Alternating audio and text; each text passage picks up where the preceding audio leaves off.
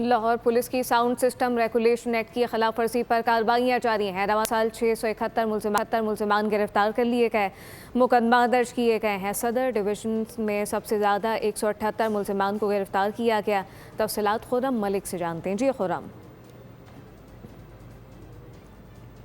Regulation act के खिलाफ वर्जियों पर कार्रवाइयां जो है वो जारी हैं, जबकि रवा साल साउंड एक्ट के खिलाफ वर्जी पर 671 मुलजमान जो है उन्हें गिरफ्तार किया गया है, जबकि 575 मुकदमा जो है वो दर्ज किए गए हैं। सदर डिवीजन में सबसे ज्यादा 178, इकबाल टाउन में 126 और सिटी डिवीजन में 125 मुलजमान जो है वो गिरफ्तार किए गए हैं। इसी तरह मॉल्टन डिवीजन में साउंड एक्ट की खिलाफ वर्जी पर 118 जो अफराद है उन्हें हिरासत में लिया गया है। नक्श अमन का सबब बनने वाले अनासर के खिलाफ नजर बिला इम्तियाज कार्रवाइयां जो है वो जारी हैं। सीसीपी लाहौर बिलाल सदीक के मैना उनकी जानिब से कहा जा रहा है, जबकि मुहर्रम राम के पुरअमन इनेकाद के लिए साउंड एक्ट पर सख्ती से अमल दरामद यकीनी बनाया जाएगा।